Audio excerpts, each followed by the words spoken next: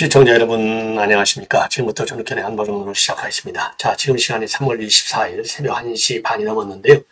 정말 심야 방송 중요한 뉴스입니다. 지금 러시아가 완전히 뒤집혀졌습니다. 지금요 테러 사건으로 인해서 지금 사망자 수가 계속 늘어나기 때문에 숫자를 밝히는 것이 사실 의미가 없어 보이기도 하는데요. 지금 현재 사망이 143명 이렇게 밝혀지고 있고요. 그리고 부상자 수도 계속해서 늘어나고 있다. 이러한 보도가 나오고 있는데 이 내용을 자세히 말씀드리겠고, 또 하나는 말이죠. 지금 민주당이 완전히 비상이 걸렸습니다. 이재명이가 한밤중에 매우 중대한 결정을 내렸어요.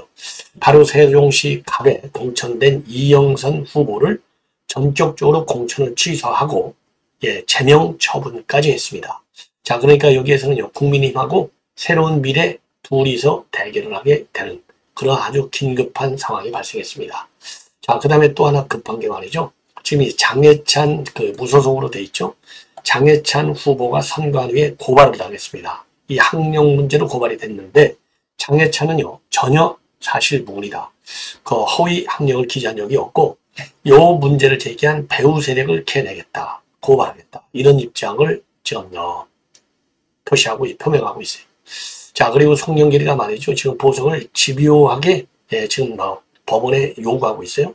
자, 그래서 일종의 반성문을 법정에 냈다. 이런 보도가 막 나오고 있습니다. 자, 그래서 이러한 내용을요, 짤막짤막하게 여러분께 설명을 드리도록 하겠습니다. 자, 그러면은요, 우선요, 자, 이번 이 사건, 굉장히 중요한 사건인데요. 모스크바, 그러니까 모스크바 북서부 지역인데요. 이게 말이 이제 모스크바 외곽에 있는 도시지만은요, 크레물린 궁에서 불과 20km밖에 떨어져 있지 않다고 합니다.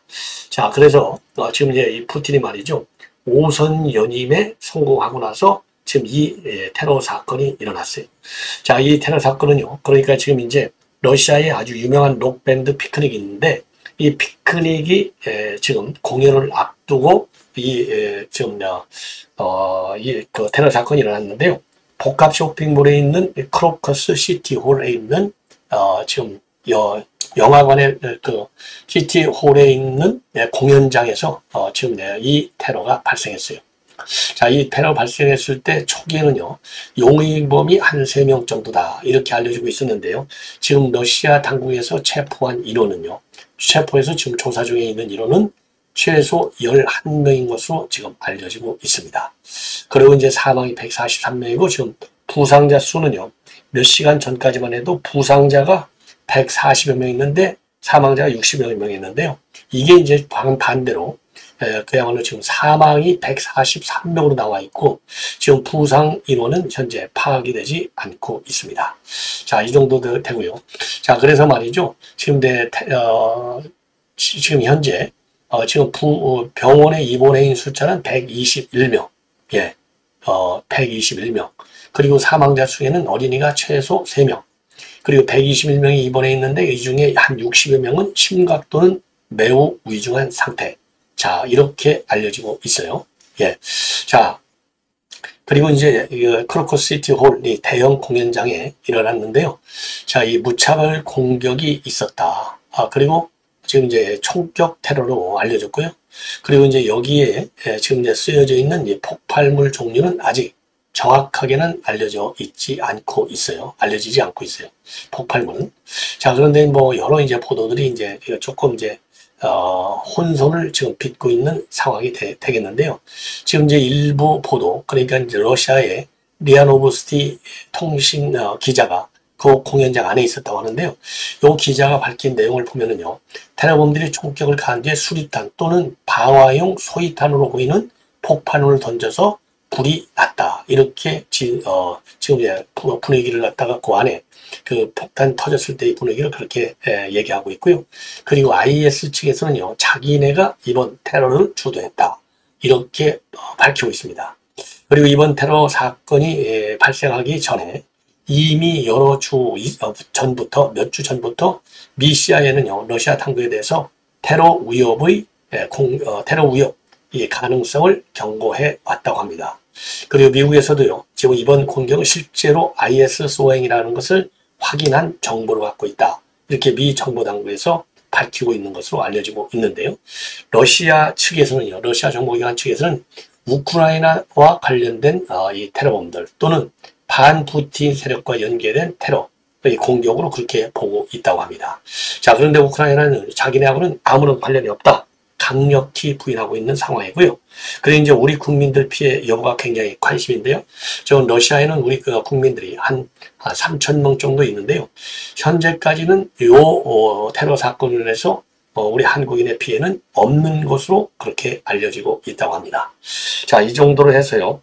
지금 이제 이 테러 사건과 관련된 현재까지 알려져 있는 내용을 말씀을 드렸고, 지금 러시아 연방보안국에서는요, 지금 테러 경계 경보 수준으로 지금 다 상향 조정했다. 이런 보도가 나오고 있습니다. 자, 이 정도로 해서요, 지금 러시아 테러 사건이 지금 전 언론을 도배하고 있어요. 그래서 지금 간략하게 핵심만 여러분께 말씀을 드렸고, 내일 아침이 되면요, 추가적인 보도가 많이 나올 것 같아요. 그래서 상세 내용을 여러분께 말씀을 드리도록 하겠습니다. 자, 이번에는요, 이제 세종갑에서 지금 난리가 났는데, 세종갑에 민주당의 이영선 후보입니다. 자, 여기 이영선이라고 써있죠? 아주 나쁜 사람이네요. 자, 이런 인간들이 또 변호사 자격증 가지고 있어요. 이거 큰일 났다니까요. 대한민국 이게 법조인들이 너무나 많이 지금 여기를 집중하고 있어요. 뭐 여야를 막론하고 왜 그러느냐? 여러분들 뭐 제가 설명드리지 않았냐? 변호사 하면 일단 돈을 가지고 있어요. 그리고 변호사 하면요, 되면 좋고 안 되더라도 홍보가 많이 돼가지고 사건 수임이 어마어마하게 늘어난다는 루머가 있습니다. 그렇기 때문에, 그리고 변호사는 돈 많이 벌으니까 언제든지 나올 수 있는 뭐 선거 자금 일체 걱정 안 해도 되잖아요. 자, 그런데 돈을 많이 가지면 가질수록 이 대한민국 국회의원들은요, 돈을 수백억 가진 국회의원들도 전부 이 후원금을 받고 있어요. 이거 참 기가 막힌 현상 아니에요? 자, 제가 보기에 그래서 일정 수준 이상의 재산을 가진 국회의원들한테는요, 후원금을 모으지 못하도록 입법화 시켜야 될 것이 아닌가. 이러한 새로운 문제 제기를 제가 하고 싶어요. 자, 이 인간도 말이죠. 이걸 인간이라고 할 수가 없어요. 세종갑, 이거는요, 본래 현역인 홍성국 의원이 불출마하면서 전략선거가 돼가지고 이영선이가 됐는데, 이거 이영선이는 또 어느 이거 좌파예요. 민변 출신 변호사입니다. 그리고 4인 경선에서 승리했어요. 민변 출신 변호사. 조수진도 민변 출신 변호사. 이거 민변 이번에 한번 싹 다 털어야 될 것 같아요. 자, 그래서 지금 방금 전에 말이죠. 지금 입장문을 내놨습니다. 그러니까 뭐 완전히 오늘도 이제 밤 늦게까지 심야까지 이재명이가 요거를 결정한 것 같아요. 한마디로 재산 문제입니다. 예, 이 검증 과정에서요, 이 다수의 주택을 보유해서 갭 투기 의혹이 제기됐는데 재산 보유 현황을 당해 허위로 제시했다. 이게 이제 핵심 이유가 되겠습니다. 자, 그래서 이 한마디로 얘기해서 뭐냐? 선관에 넣은 재산 현황하고요, 당의 검증 자료로 낸 이 주택 현황하고가 달라요. 그러니까 당에서 윤리감찰 파트에서요, 이거를 갖다가 이 선관위에 낸 자료하고 당에다 낸 자료하고 비교를 했어요. 그랬더니 어마어마하게 차이가 나게 신고를 한 겁니다. 선관위에다가는 겁나니까, 선관위는 이제 국가기관이잖아요. 이게 잘못되면 이제 당선 무효도 될 수 있잖아요. 당선될 경우. 그런데 선관위에다가는요, 아파트 4채하고 오피스텔 6채를 보유하고 있다 신고했는데요, 당 후보자 검증 때는 아파트 딱 2채만 신고했습니다. 자, 그래서 당에서는요, 선관위 자료하고 후보자 검증 때 냈던 자료를 재확인하는 과정에서 허위 신고 사실이 드러났다. 그래서 허위 신고는 기만이라고 판단해서 공천 취소를 결정했다. 이렇게 밝히고 있습니다. 자, 그래서요, 공천 검증할 과정에서 이러한 다수주택 보유, 갭 투기 의혹 있음에도 불구하고 재산 보유 현황을 당해 허위로 제시해서 공천 업무를 방해했다. 따라서 선관위의 재산 등록과 당대표의 긴급 지시에 따라서 윤리 감찰을 통해 밝혀졌다. 그리고 당원 당규를 위반한 중대한 해당 행위이자 국민 눈높이에서 도저히 용인할 수 없는 일이다. 의석 손실 가능성을 감수하고 부득이 제명, 공천 취소를 결정했다. 근데 여기서 굉장히 참 재밌는 말이 있어요. 국민의 눈높이에서 도저히 용인할 수 없다고 그랬지 않아요? 정말 국민 눈높이에서 도저히 용인할 수 없는 사람은 누구냐? 이재명이에요. 근데 왜 그럼 이재명은 당 대표까지 시켜놓고 이영선은 후보인데도 불구하고 자르고 제명까지 시키냐? 이거 불공정하다. 이런 문제 제기를 하지 않을 수 없습니다. 자, 그래서 민주당에서요, 공천 취소함에 따라서 세종갑에서는 민주당 후보가 이제는 별도로 이제 추천될 수가 없어요. 등록이 마감됐으니까 22일까지. 그래서 무공천 상태가 되는 것이고, 자, 그렇게 되니까요. 세종갑의 경우에는 류재화 국민의힘 후보하고요. 김종민 새로운 미래 후보와의 양자 대결. 제가 보기에 이게 김종민 후보가요. 지금 이제 원칙과 상식, 여기에서 이제 이탈해가지고, 지금 이제 새로운 미래, 그러니까 이제 이낙연하고 같이 당을 하고 있는 의원이 김종민 현 의원이 되겠습니다. 그래서 이제 세종갑의 경우에는요, 세종은 전반적으로 민주당이 강세 지역입니다. 자, 그래서 유재화 의원하고 김종민하고 제대로 붙게 됐는데, 이거 우리 국민의힘에서 열심히 해서 한번 찾아오죠. 예. 왜냐면 세종시장은 지금 국민의 후보로 돼 있어요. 오래간만에. 자, 이 정도로 해서 이제 이 한밤중에 제대로 이재명이가 당 공천 취소를 결정을 하긴 했는데 눈높이에서 맞지 않는 본인이 먼저 사퇴를 해야 될 것이 아닌가, 이런 문제 제기를 한번 하고 싶네요. 자, 그리고 이번에는 말이죠. 이번에는 이제 장해찬 관련 뉴스를 말씀드리겠습니다. 지금 이게요, 토와 지금 언론에 도배가 되고 있습니다. 자, 그래서 학력 포기로 지금 이제 고발이 됐습니다. 학력비로 고발이 돼가지고 지금 이제 이 선관위 고발이 돼서 선관위가 조사를 진행 중에 있습니다. 자, 그래서 이 장해찬 후보도 말이죠, 입장문을 내놨어요. 이 학력 기재. 그러니까 네덜란드 음악대학을 나왔잖아요. 요게 이제 음악대학을 졸업한 게 아니고 저거 보니까 이게 중퇴를 했네요. 자, 그래서 최종적인 이제 학력으로 보면은 이 고졸 졸업만 되어 있고 대학은 그러니까 중퇴한 걸로 지금 되어 있어요. 자, 그래서 지금 이제 핵심을 보면은요, 지금 이제 네덜란드에서 다닌 학교가 마스트리트 국립음악대학교 음악학사과정 중퇴로 적혀져 있다고 합니다. 이 선관위 예비 후보자 명부에 학력은요, 2008년 9월부터 2009년도 8월까지 딱 1년 네덜란드 마스트리트 국립음악대학교 음악학사과정 중퇴로 적혀 있는데 요거가 이제 문제가 되는 것 같아요. 그래서 이 장해찬 후보가 밝힌 입장문을 보면은요, 부산시 선관위가 본인의 학력과 관련해서 고발했다는 연락을 받았다. 저는 한치의 허위 사실을 밝힌 적이 없다. 이렇게 밝히고 있습니다. 그러면서요, 선관위는 제가 학교 이름을 잘못된 방법으로 줄여서 표기했다는 이유로 억지 고발을 했다고 장해찬 후보는 주장하고 있어요. 그러면서 본인은요, 국제적으로 통용되는 명칭을 그대로 사용하였고 예비 후보자 등록 당시 약칭을 써도 되는지 관할 선관위에 재차 확인을 받았다고 밝히고요. 같은 학교 출신인 수많은 음악가나 교수들도 본인하고 동일하게 표기하고 있음을 충분히 소명했다. 선관위의 무리한 고발 조치는 부당한 선거개입니다. 담당자들 고발해서 배우를 밝히겠다고 강조하고 있습니다. 자, 그리고요, 선관위가 구체적으로 어떤 점을 문제 삼아서 고발한 것인지 여기에 대해서는 지금 알려지지 않고 있는데, 부산경찰청 측에서는요, 고발이 접수된 것은 맞지만 구체적인 내용은 확인이 어렵다라고 밝히고 있어요.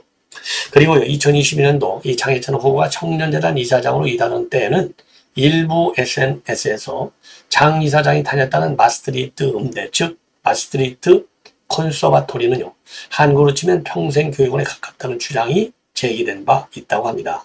자, 그런데 그 당시에도 장해찬은요, 콘서바토리는 네덜란드 주요 도시마다 하나씩 존재하는 음대인데 한국의 평생교육원과는 완전히 다른 개념이고, 특히 본인이 다닌 마스트리트 음대는 남부의 주도인 마스트리히트의 유일한 음대다라고 반박한 바 있습니다.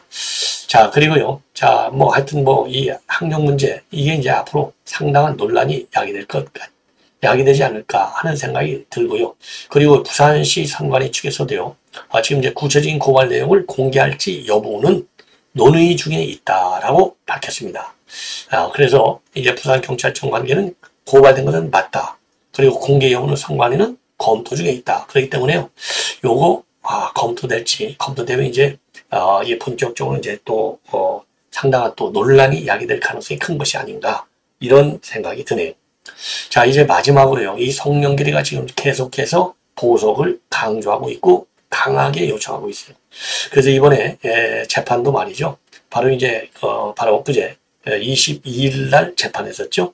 여기에서 이제 중앙지법의 담당 판사인 허경무 판사도 고민의 일단을 표출했어요. 자, 제일 큰 것이 뭐냐? 증거인멸 때문에 구속을 시켰는데 증거인멸 우려가 굉장히 크다.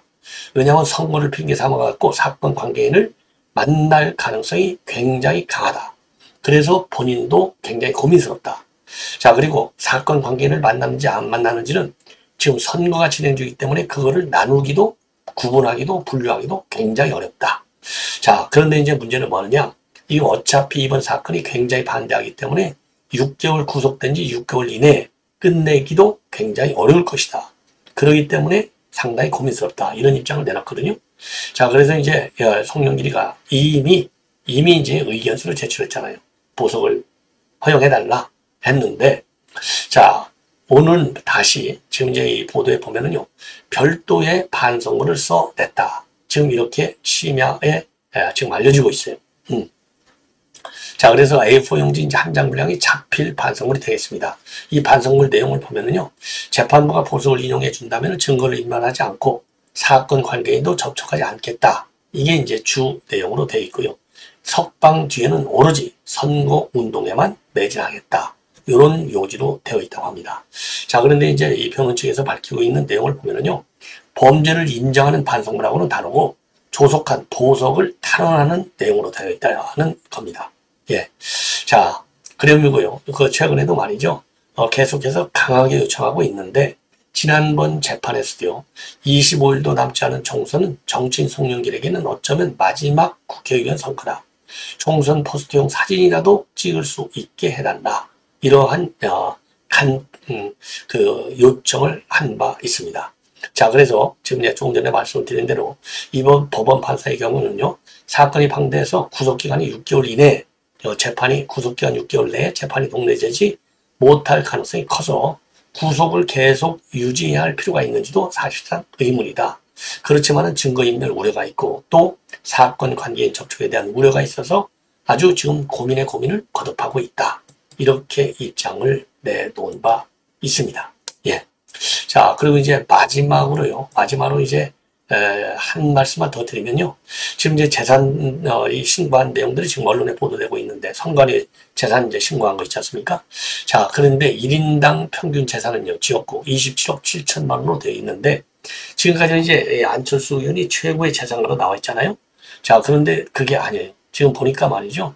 제일 많이 재산을 보유하는 후보는 누구냐? 안철수 의원이 아니고 부천갑에 출마한 국민의힘 김덕복 후보라고 합니다. 김덕복 후보가요, 1,446억 6,749만 원을 신고했는데요. 94년도에 창업한 조명업체를 갖다가 2020년에 코스닥에 상장시킨 고졸 창업가 출신이라고 합니다. 그리고 2위가 이제 안철수 의원이 되겠어요. 앞에서는 1등은 1,446억인데 안철수 의원은 1,401억 3,549만 원입니다. 그 다음에 이제 3등이 박덕흠 후보, 보은옥천 영동 괴산인데 박덕흠 후보가 562억 7,800여만 원. 그리고 이제 4등이 서울 성북을의 이상규 후보 459억이 되겠습니다. 자, 그래서요, 재산신고액 전체 5위이자 민주당 1위 자산가는 누구냐? 강남갑의 김태영 후보 403억 2,722만 원입니다. 자, 이 김태영 후보는요, 한국해양대 교수 출신인데 현재 당교육연수원의 부원장을 맡고 있다고 합니다. 그리고요, 이번 재산에서요, 50억 원 이상을 신고한 우리 예비 후보는 62명, 8.9%이고요. 10억에서 50억까지는 310명, 44.3%, 5억에서 10억이 126명, 18%, 1억에서 5억이 130명, 18.6%, 1억 원 미만이 71명, 10.2%가 됐다고 합니다. 그리고 부채가 더 많아서 마이너스 재산을 신고한 후보는 23명인데요. 가장 부채가 많은 후보는 서울 성동갑 4선에 도전하는 민주당 진선미 의원 8억 9,460만 원이라고 합니다. 그래서 전체 부채 규모 2위는 강학을에 출마한 국민의힘의 이성석 후보 5억 8,395만 원이라고 합니다. 자, 이렇게 해서 선관위에 신고한 재산 내역을 여러분께 상세히 풀어드렸습니다. 자, 이것으로 본 방송을 마치겠습니다. 편안히 주무시기 바랍니다.